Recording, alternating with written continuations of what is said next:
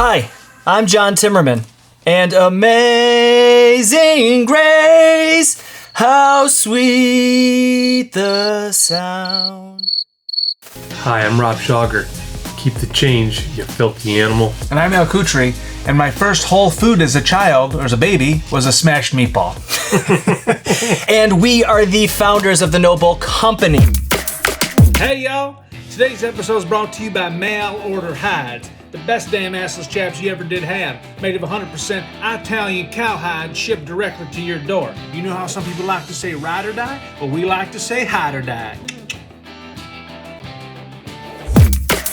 What's up, Buzz Nation? Welcome to I'm a Little Buzz, the show where we bring a ridiculous amount of life to business, all while sharing a glass or a can or a shaker bottle or a water bottle of whatever makes us happy, and we chat about whatever gets us buzzed. Fellas, what's getting you buzzed today? Honestly, I'm buzzed, but I'm a little nervous. My COVID test tomorrow. Oh, Right up the nose. Yeah. Yeah, I gotta do a job for a company, and they require a COVID test, and so... just hold your breath. You'll be fine. Yeah. Rob, what's getting you buzzed? Early morning walks. Nice. Little sunrise. Sunrise, peace and quiet, Yep.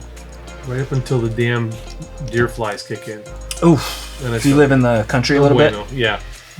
Yeah, Yep. deer flies up in the Adirondacks right now are I know the crushing. spot. There's like, See? Yeah. I don't know what that's like. I live in the city. I'm gonna bring some back for you next show.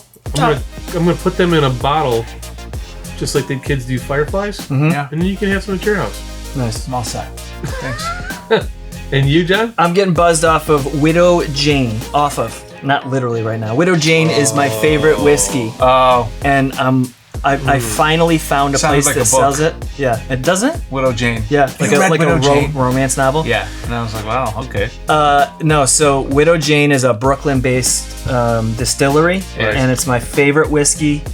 You can't find it anywhere here in upstate. I mean, you probably can somewhere, but I haven't found it yet. Didn't I bring you back a bottle? Or is it something else? I don't know. Yeah, you did a while ago, sure, but yeah. you live away from me, so I can't find it here in Syracuse. I should be Yeah. specific. Finally found it in Old Forge of all places, which is up on the Widow way. Jane. So Widow Jane. Yeah, today I'm hydrating. Cool. So no whiskey. But yeah, I can get that for you any week. Just let me know. good. Got the hookup. Yeah. Cool. Widow Jane will make an appearance on this show very soon. All right. Boom. On today's show, we have the amazing, buzzworthy human being, Jasmine Starr. Jasmine Starr is a photographer, a business strategist from Newport Beach, California. She dropped out of law school and became an internationally recognized creative entrepreneur, later to become the founder of social media marketing membership for business owners. Harnessing her chutzpah and hustle, Jasmine empowers entrepreneurs to build a brand, market it on social media, and create a life they love. Some days you'll find her featured in Forbes, some days in Entrepreneur, some days in Inc. magazine, and other days you'll find her going live on Instagram, hosting Ask Me Anything sessions on Facebook, and empowering business owners to build a life they love on her podcast, The Jasmine Starr Show. Buzz Nation, please welcome Jasmine Starr. How are you, Jasmine? I'm doing well. Thank you guys for hosting. Absolutely. Thank you so much. We're super excited for this interview. You've built and are building a rocket ship, in your own right. You've been through a lot as an entrepreneur. You're a new mom. You've got a lot to be proud for, and we want to learn from you, and our audience wants to learn from you how you got there and maybe how you would teach us, some of those tips and tricks. But before we get into the core of the show, we have a little segment we like to call the pregame to warm us up. Al, what's the pregame? The pregame is very simple. I ask you a bunch of questions. Some are ridiculous, some are not. But free association, fast, whatever comes to your mind, we can always edit it. But as quick as possible. And sometimes I go too fast and I scramble my words, and it'll be great. Okay, you ready? I am ready, but I have to give you guys fair warning. I'm terrible at word association games. Like I feel like I take too long, and like nobody thinks like my way. Like your audience is gonna be very clued in real fast that I'm a hot mess. So let's dive in and just openly reveal it all. That's exactly what we want. All the better. You can skip too. You can call skips. That was a test, and you passed. Oh, how many? Okay, wait. How many passes do I get? You're like, I just pass on all of them. Yeah, I passed on all of them. Basically. Skip this segment. Thank you very much. And leave the table. Unlimited skips if you'd like. Okay. Yeah, you can just say whatever you want, or answer with whatever you want. Like, don't even just say anything. Okay. Ready? Okay. Saved by the Bell, Zack Slater or Screech? Oh, Zach, come on. Everybody loves a little Paul Gossi in their life, There you know? go. See, super fast. Favorite Disney movie? I'm gonna go with Aladdin for my prince's namesake, Jasmine. There you go. Fantastic. Do you watch 90 Day Fiancé? Obsessed, and every iteration and spinoff from that franchise. Yo, do you know I watch nothing else? There is nothing in my life. Like people watch Netflix or go to the movies or have like a pastime. I am a professional watcher. I read the Twitter commentary. You guys, I need a 12-step program. This show is like giving me life. Stepping in. It's you and I right now. Yes, we can talk about Big Ed after. But You guys are gonna have a watch party. You're gonna stop and go watch your stories. You know, like we're gonna. Oh, I'm gonna go. We're gonna have like the fringe theory of what's happening with 90 Day Fiancé. Oh my God. Okay, now I have to focus. Sorry, I'm all 90 Day Fiancé. Camping in cottages or beaches and resorts? Beaches and resorts. Same. Current celebrity crush? You know, always and forever. And this like really dates me, but like I think that Brad Pitt is still like he's my boy, and I know that's like so. I know. Listen, I'm loyal. I just want to let y'all know that I'm loyal to a fault. So there you go. Okay, but let's go back. Let's go back to 90 Day Fiancé because I have a theory that you know how TLC has like their other not so popular shows like Smothered. If you don't know what I'm talking about, Smothered is when mothers are completely over their daughters. Yeah. I think that Colt and his mom Debbie are going to be on next year's season of Smothered. It's going to be the first issue of it's going to be the first. That's right. The transition. I'm calling it. I'm calling it. I'm with you. Prediction. There it is. You heard it here first. I was gonna say you heard it here first. You heard it here first. TLC's our sponsor for next month. By the way. I want to cut it that. Thank you. You got it. 20%. It seems like a lot, but anyway, we'll figure it out. Yeah. We got it on film. Sorry, too late, boys. Too late. I feel like we'll just give it up. You guys can go 50-50. We're okay with it. Perfect. Okay, fill in the blank. 2020 is? My year. Oh, what a great answer. Pineapple on pizza. You know what? I'm here for it. Add jalapenos just because I'm crazy. Living life on the edge. Yes. It's like sweet and spicy. Nutso. True or false? People that wear Bluetooth earpieces even when they aren't on the phone can't be trusted. Truth. With a capital T. And there you have it. Wait, what if you just don't want anybody to talk to you? Well, damn it, John. What do you think? What if you just Then wear an Is that acceptable? AirPod. I agree. AirPod. You know what? Okay. I'm there for it. I'm there for it. I'm talking the one that comes like down here, the old school Bluetooth. Oh, I automatically thought AirPod. Like you're a tractor trailer driver? Yes. No, I'm talking old school. Okay. They can't be trusted. Okay. Agreed. Should men wear flip-flops? Yes, I'm a Californian, of course. It's like the shoe. It's like the shoe of California. Yes. I sure hope so. No, Keep from wearing New them York. right now. People frown upon it here. Favorite color and why? Black, because it matches my heart. Yes. You just won my wife over instantly. Black. God, I love this. Fill in the blank. Today I feel. Thankful. And the last question, since no one can seem to get it right, is guess my personality. Sweet. Guess my nationality. I think that you're a mix of Pacific Islander and white. I do get Pacific Islander a lot, but no. I mean, yes, I am white, but no, you're wrong. 100% Italian, or so I'm told. Really? Yeah. Yeah, 100%. Wow, nice. Okay, well now I have to return it. What do y'all think I am? This is tough because I It's all you, Al. looked you up. Oh, so Dang it. So wait. No, let them go. Yeah. I think something you said. So you're in California. You just said y'all though. So I think you have some Latino in you. You have some Venezuelan and white. Rob, I'm gonna say Caucasian and Colombian. what's the story? No, y'all. Like, soy puro mexicana y puertorriqueña. I'm half Mexican, half Puerto Rican. That's where I land, gentlemen. That's where I land. That's home.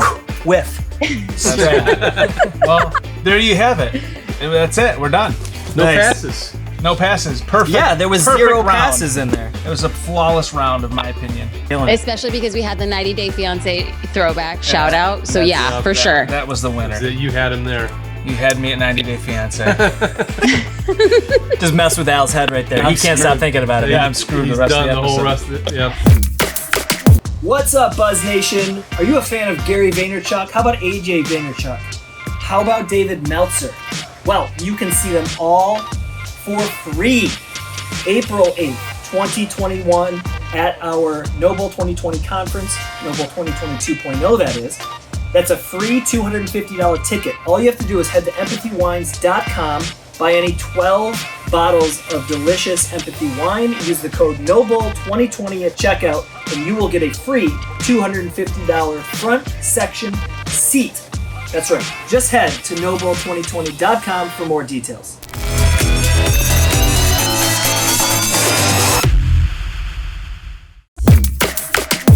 Well, listen, I gave a brief overview of who you are and what your business is, but it doesn't do it nearly enough justice. So give our audience a little bit of a peek inside of who Jasmine Star is and what your businesses are today.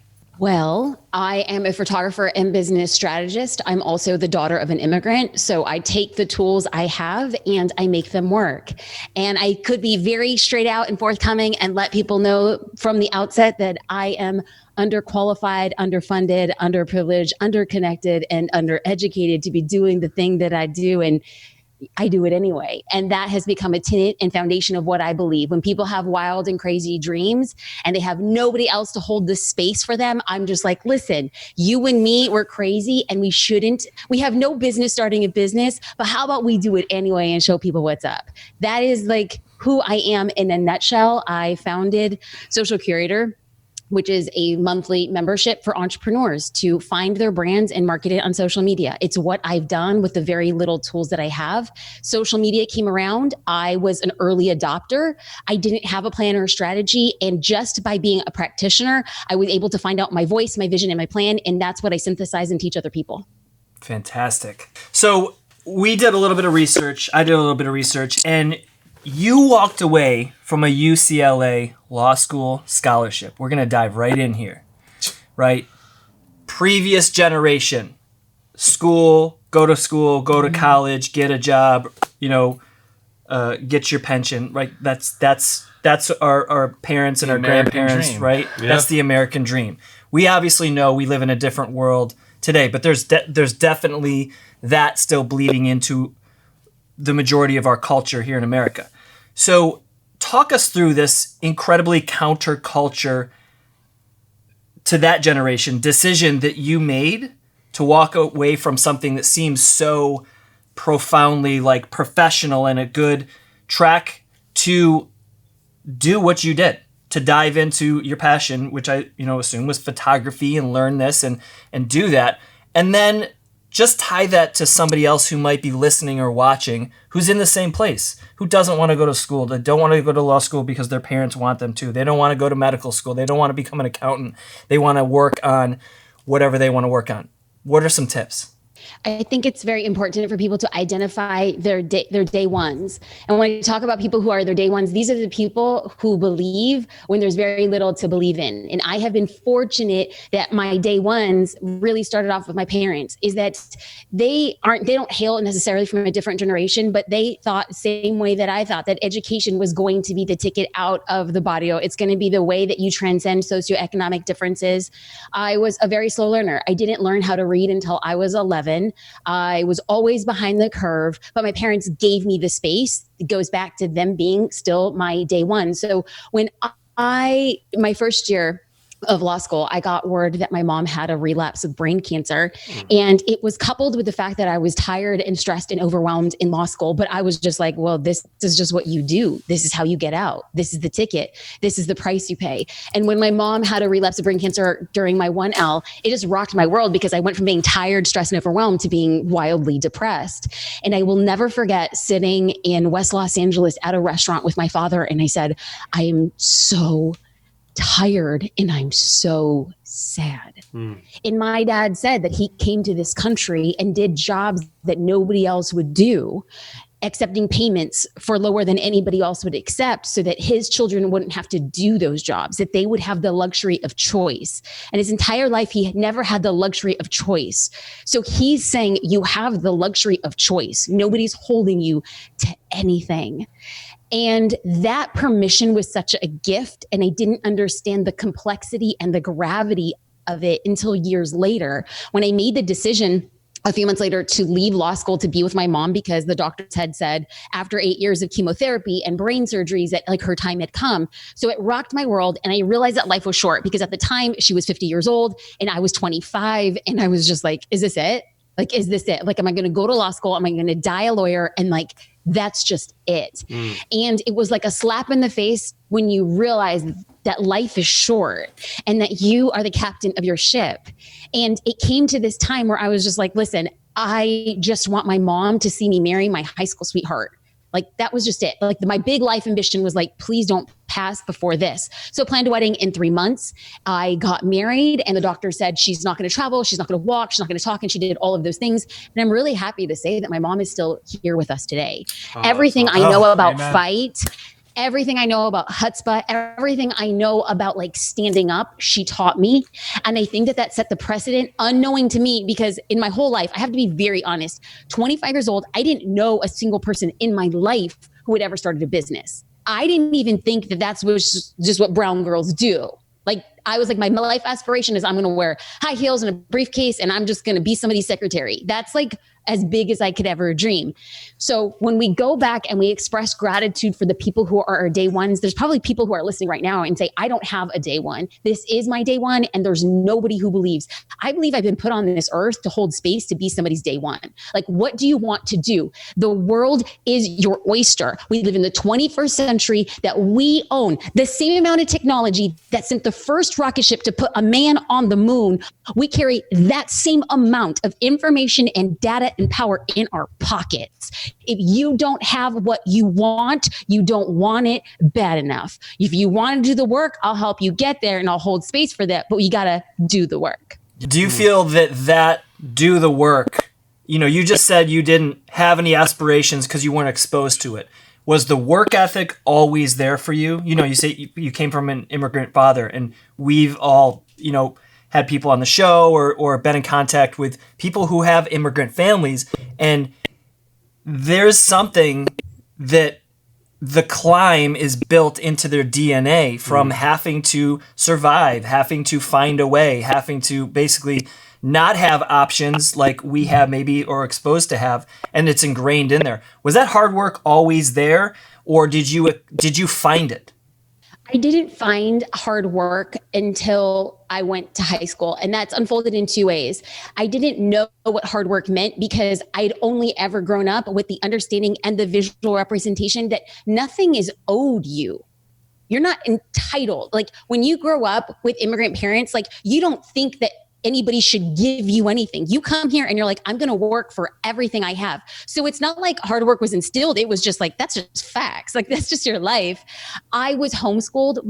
We lived in a very, very rough, tumble neighborhood. My parents never went to college. They barely graduated high school, but my mom decided to homeschool her children because the other option of having her kids go to school with like metal detectors and drive-by shootings, it was better to not be all that educated, but teach your kids whatever you knew. I didn't learn to read until very late in life.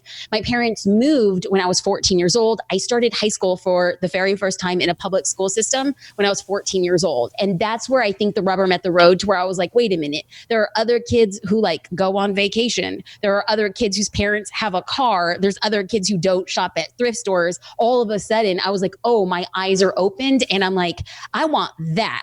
How do I get that? And for me, the only thing I knew was academics. And I applied myself, got scholarships to college, got scholarships to law school. So work ethic for me began when I was around 14 years old. So what, you mentioned the photography profession, right? So describe the transition for our audience. You dropped out of law school. You told us the story there. Where did photography come into that? Very different profession.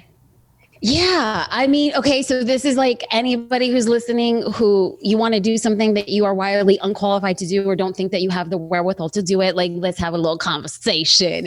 Because the conversation becomes like, I sit across the table from my brand new minted husband of about a month. And he asks if I can, like, what's one thing that I could do for the rest of my life and be happy? And I said, you know what? I want to be a photographer. And he was like, okay, you don't have a camera. I was like, I know, but if I had a camera, I really think I could do this thing. Where this idea came from, I took one class in college with a rented camera and I developed film. I didn't know what I was doing. I just loved it. And 2 months later for Christmas, he got a very simple camera. It was my first digital camera. And I was like, Annie Leibovitz, watch out. Ansel Adams, there's a brown girl in town. And then I roamed the streets of East Los Angeles, realizing how terrible I was. I openly share my first photos. They're terrible. They're not even bad. I should also let y'all know that my dad is a pastor of a church in East Los Angeles. And I tried giving away my services for free. And people at his church, never mind nepotism, they're like, no, thank you. And I was like, you just made baby Jesus cry. You guys are mean. Yeah. Like, there's just no love. But then like years later,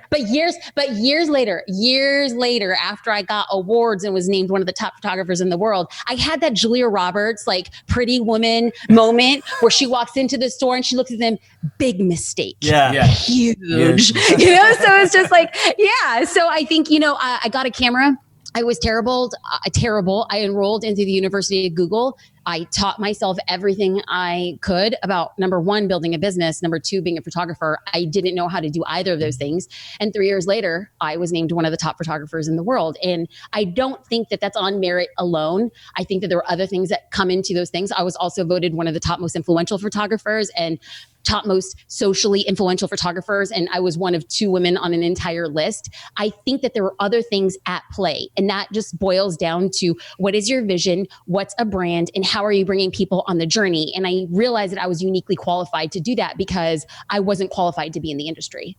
Actually, you mentioned something in that answer that I want to jump to here. We'll come back to... Well, I have a question. Did anybody from the church call you after that? Oh yeah, all day, every day. I was like, I'm so sorry, my prices are so high now. You mentioned your husband, and I want to talk about that for a little bit because there's so many people in the equation that is life, behind, next to, in front of, on the right, the left of entrepreneurs and founders. That we love to hear about because this is real life. Tell us about your husband's role in the equation that is the life of Jasmine Star. I think that one of the wildly overlooked and underestimated like key components to somebody who is able to like rise and build is to have somebody's unabashed, unquestioning support and belief in what it is that you do. And from like day one, I mean, here's the thing. It's like I'm in law school. I am on a full ride. And he's just like, our plan was, why don't you just try being a photographer for a year? And if it doesn't work out, you can go back and get your scholarships. I think that takes a lot of courage for a partner to say that to somebody else. He was with a startup company. We had no money. Our wild date nights were Taco Bell. It's just like, this was like, we shared like those $2 combo Chinese meals that we would split our fortune cookie. Nothing. Listen, like those lucky numbers on the back of those fortune cookies, let me tell you. I think that what happens is there is a balance in a relationship, and we are completely opposite of each other, but it's the yin and yang. And when you need somebody to give you an honest opinion about what it is that you're doing, to have that life and business partner has really been transformative. He is the co-founder of Social Curator. We work together. But what people see now is a different iteration. I started my business in 2007 as a photographer. And then by 2008, mid 2008, I was like, whoa, the business just got so big and exploded that I'm going to have to hire somebody, but I don't really want to hire somebody because now we're being flown international. And I have this crazy thing. You want to join me? And here is a homeboy with no photography experience, and we don't have like business experience. And we're just like, all right, let's rent you a camera until we can afford to buy you a camera.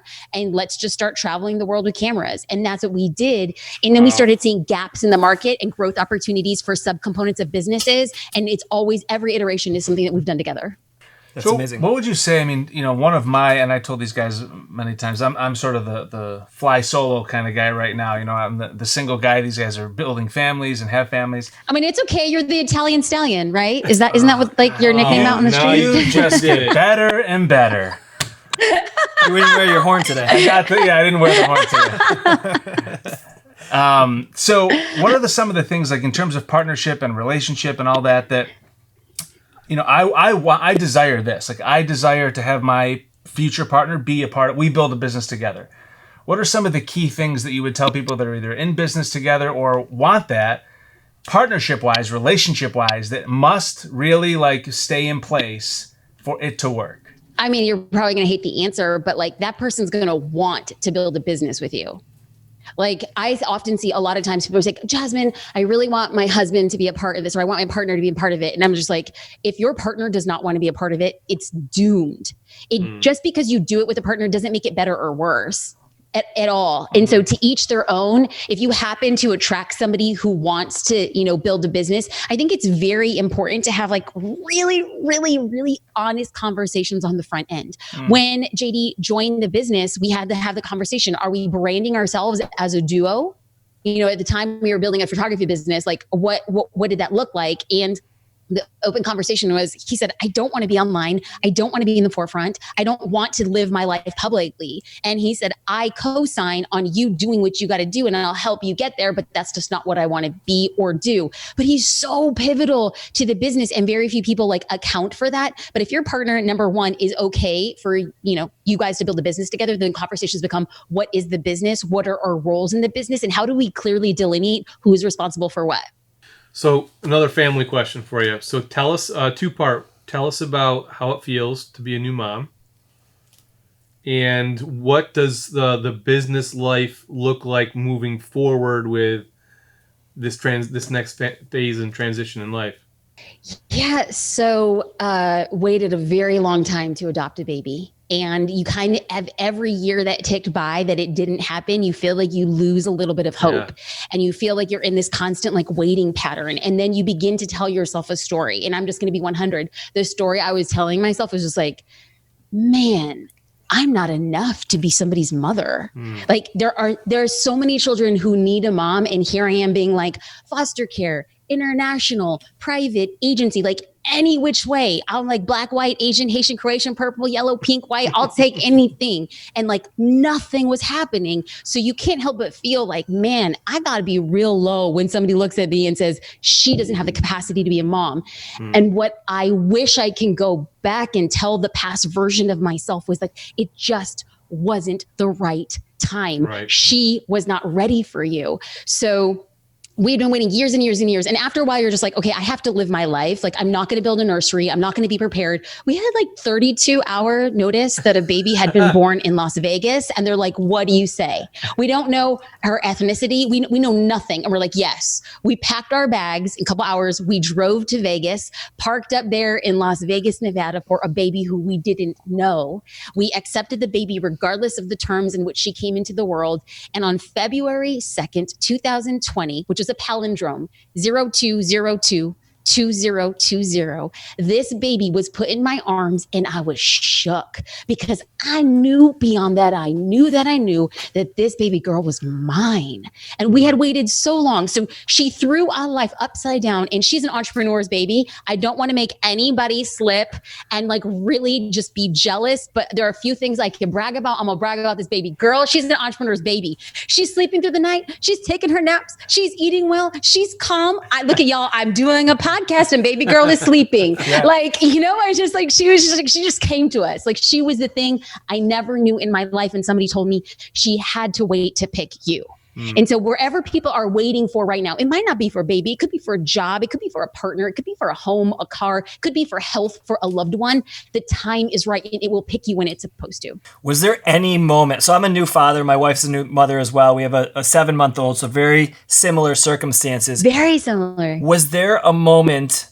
Let me ask you this. Did the moment when that baby was put in your arms, was there any moment that you thought, oh my gosh, I need to dedicate my life to this baby? Or was the thought, oh my gosh, I need to grow my businesses bigger to provide for this family? Did it oscillate, or did you have a different sort of initial reaction from an entrepreneur's standpoint? It was both. Yeah. It was just like, it was like 100. It was like 100.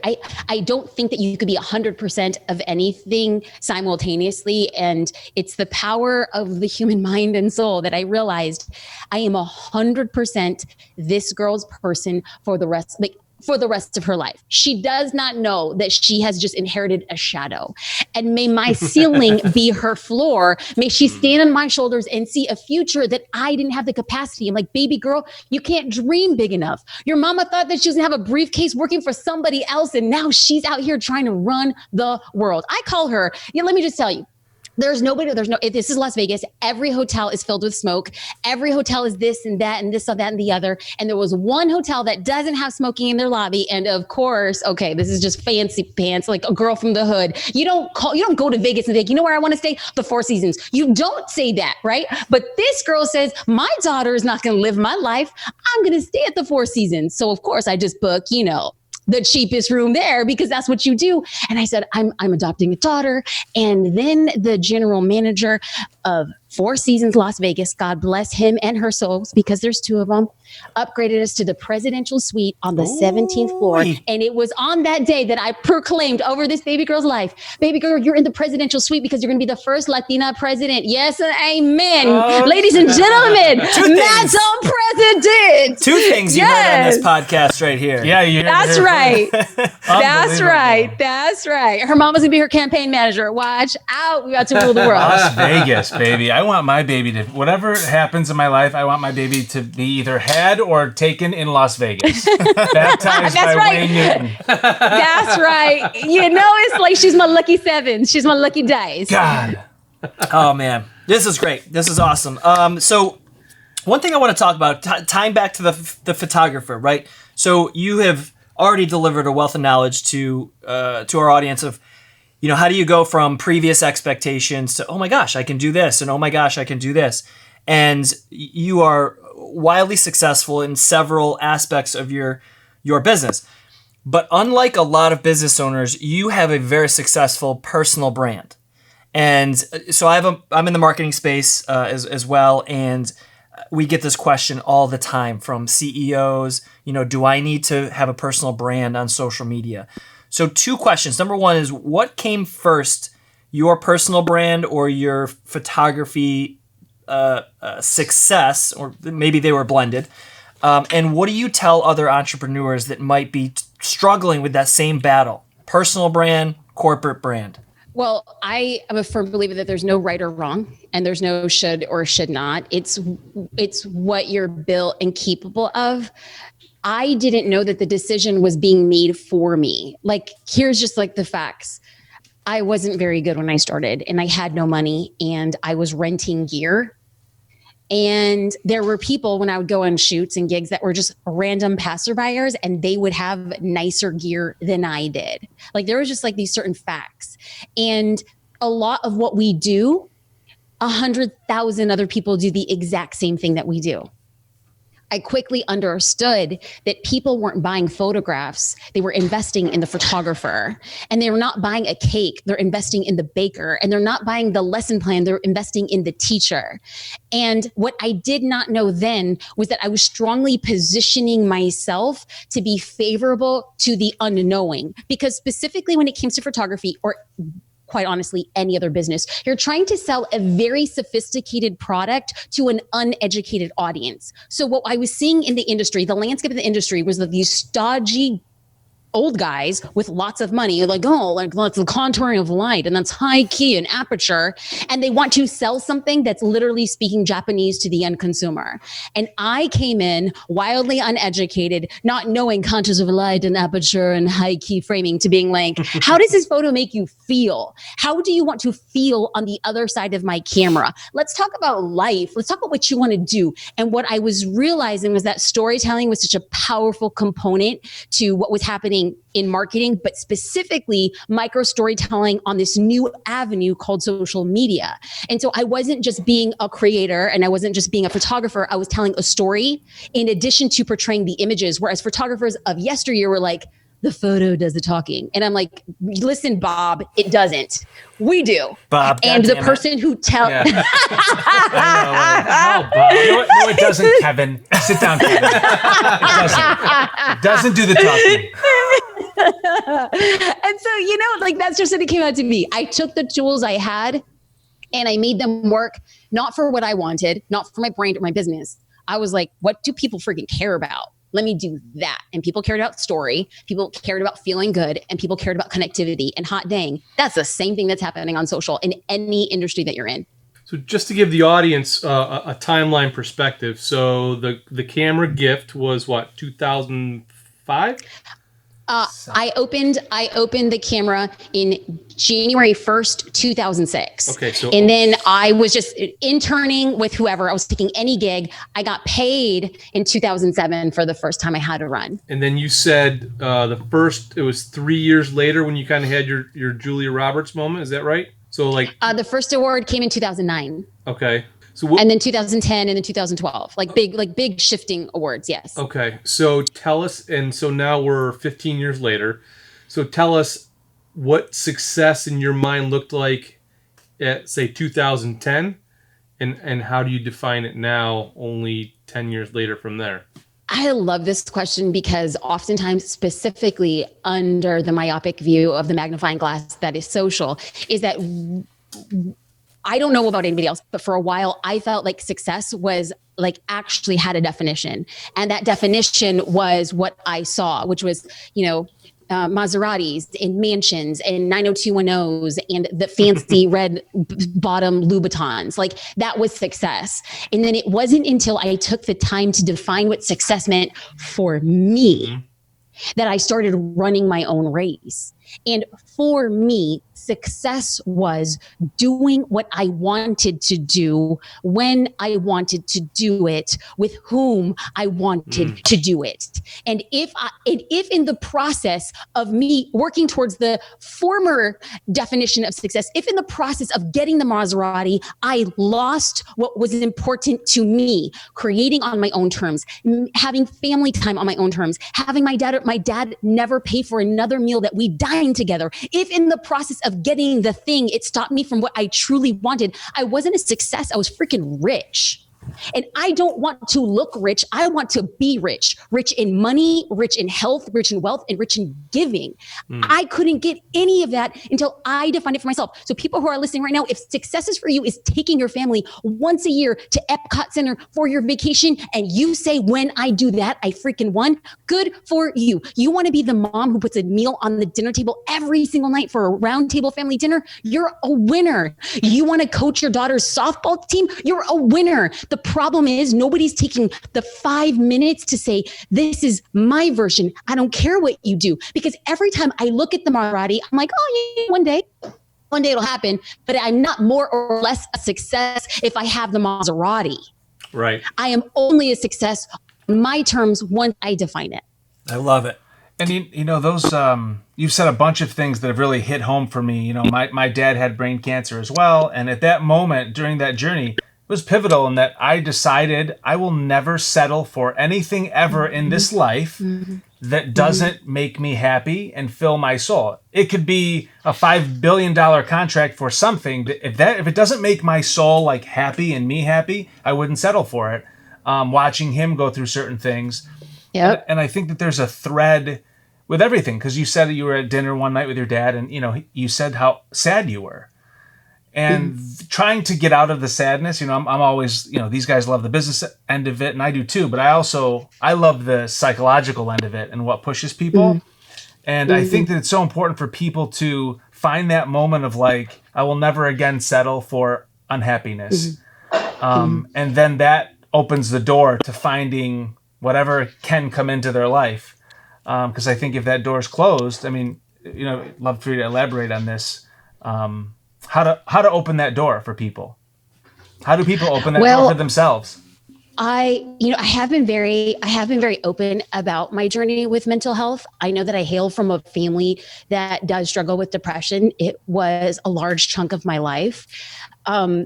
It wasn't until I started feeling the shift of everything that I've mentioned so far. It was me defining my own version of success. That's my dog. That's my dog. Hey, dog. See, I think this is what you call running a multi-million-dollar business. It's like sitting on top of a bar cart with a dog barking. That's what you do. So I got help. When I gave myself the permission to ask for help, I got help. Amen. I had to reconcile with the stories that you tell yourself. I had to reconcile with this idea of worthiness, and the only person who could ever say that you are worthy is yourself. And do you have the courage to say that in front of other people? Yeah. And like, I get a little lump in my throat. I'm with you. Because that's the thing though. Like, that's the thing. Like, people say, oh, Jasmine's in the business of business. And I'm like, no, I'm not. I'm in the business of, I'm a hope dealer. Yeah. Like, do you trust yourself enough to hope that you have the capacity? Do you trust yourself enough to say in front of a group of people that, you know what, I probably shouldn't be doing this thing, but I'm doing it anyway? We don't have the courage. And the minute you say it, watch other people tear you down. I had to go through all of this stuff in order for me to say, I don't care. I am here to do one thing, and I'm here to do one thing well. Serve other people, stand in my purpose, and making sure that I'm giving back what I have been given. That's taken a long time. So if somebody's hearing this, how do you work past like the mental blocks? Giving yourself grace. That the timeline that you made up in your mind is a timeline that you made up in your mind. It's supposed to happen when it's supposed to happen. Defining your success, and then asking for help and reaching out to others when you need it, because it's not a chink in your armor. It's the strength and the fortitude. Amen. Yeah. Thank you so much. I mean, so, you know, on this topic of being vulnerable and, you know, first of all, listen, like, we live in a day and age when being vulnerable is golden. It's a value, it's a win. Right? It's a win. So you can grow very successful companies and be vulnerable to your employees, right? 20 years ago, it was like, oh, the leader's up here in their big office and they're walled off and the minions are down here running this. And like, that was the way the world worked, right? Social media has opened up the opportunity for people to see inside your life, inside our lives. And being real is now a gift that you can give the world to become more confident, as you just said, in taking those steps and making those leaps and being honest and finding help and chasing your dreams. But there's failures along the way, and those are inevitable. We are now seeing that, and we are now showing that, and thank God for people like you who are open to sharing that along with your successes. You know, you're a new mother. Your husband's a new father. You had a very hard 10 years to get there. I'm a new father. My wife's a new mother. We had a difficult time, not, you know, as long, but we had our difficult time in our own right to get there. Can you talk about juggling growing a successful business or an unsuccessful business, just growing a business and taking those steps with the pressures and the stresses of life? How do you manage those? You know, that's probably different from the way I manage, that Al manages, that my wife manages, but how do you manage those? And you have a big audience of people, and without a doubt, do you connect with them personally? How do you maybe give your audience, our audience, a tip or two on how to juggle those things in their own life? I mean, first and foremost, I have to preface this answer, and this is what I do on social quite often, is I am in no position to talk about it. Like, none of us have it figured out. And the person who says they have it figured out will come to find out tomorrow they didn't figure it out. Mm-hmm. So I've been a mom, like our daughter is, or will be 6 months tomorrow. I've been a mom just under 6 months. We got her when she was 10 days old. I don't have it together. Like, I don't have the answer. I don't know what I'm doing. I'm also trying to raise a daughter during a global pandemic, and we are quarantining because our social worker recommended it as such to not complicate the adoption process. So in my vast experience being a mom for under 6 months, living in a tiny place, I can tell you that I don't know. When it comes to balance, the thing that offsets, somebody once told me that overwhelm are the blessings you once prayed for. And I'm just like, the Jasmine of 2010 would give her right arm to be sitting where I'm sitting right now. The Jasmine of 2010 would just be like, dang, those are the problems I want. I want to solve higher budget problems. So when you sit here and think of what's not working, you can't help but say, my dad always told me, I might not be where I want to be, but I'm so glad for how far I've come, and I like the direction I'm moving. So yeah, are there days that I'm so frustrated that my business is not where I want it to be, or that our tech isn't developed the way that I want it to be, or I'm not connecting, I'm not creating as much content? Of course. But I think to myself, am I doing the best I can? And if the answer is no, you better come correct. You are owed nothing. But if I put my head on my pillow every night and I'm like, you know what? You did the best you could with what you had, I'm gonna clap myself up. I feel like if you can't clap yourself up, nobody else is going to clap for you. So every night before I go to bed, girl, you just did it. Nice. You know, Somebody's doing more, but somebody's doing less. So I'm okay with that. I am okay. I love it. That's fantastic. One more question is, you're juggling a lot in life, right? As we all are these days, of course, and there's lots going on. But in terms of the business, right? You have a perspective from being a solopreneur, a photographer, your husband came in, and now you're scaling, right? You're at the very early stages of growing your massive conglomerate, and to one day have your daughter be president of the United States, of course. So that's right. That's right. So last question is, when you approach scaling your business, in the middle of it, we know it can seem like you're just figuring shit out, and we all are, right? Mm-hmm. But can you pinpoint a few things that you can look back to or look to that are happening right now that allows you to take those steps forward and not be crippled by all of the different things that need to be done? If I can go back, and y'all, I mean, this is just like facts. January 2019 was the first iteration of my life and business and who I am as a founder and CEO that was built for scaling. If there is somebody who's listening right now, I want to crawl through the internet and wildly shake you and say, if you want to go fast, go alone. And if you want to go big, go with others. Mm-hmm. And I was just looking at things from a budget perspective. How much could I do? And so I'm running as fast as I could, realizing that I didn't have the system or the bandwidth to scale.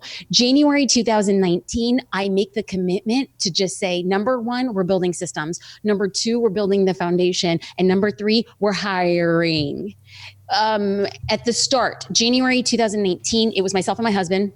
and we had 3 independent contractors. And at the time of this recording, we're recording in the summer of 2020, we have 18 team members. And that growth happened over a year and a half. And as a result, the business just took off.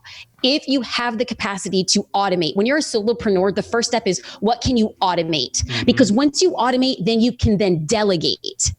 And then once you delegate, you can then abdicate so that there's parts of the business that are running without you. So if you are in that 1 to 3 year time frame of building your business, questions you got to ask yourself, what can I automate? Anything that you're doing every single day for 15 minutes a day is something that you could automate. You just got to Google, how do I automate email responses after a Google Calendar request? Like, it's literally building out those things so that when you have the time and the money to bring somebody else in to manage those, you then start thinking, what are the bigger projects? I don't want to work in my business. I want to work on my business. I love it. Awesome. Well, thank you so much. Preach. Listen, Preach. before we head out, we love to cheers to our guests and usually something fun, exciting, and ridiculous.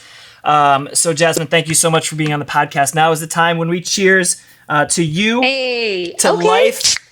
Oh, I love the sound effect. Bam. I did that. Hey, you know, it takes a podcaster to enjoy a good sound effect. It's the best. Yeah, now we don't have to edit it in. Look at that. You came prepared.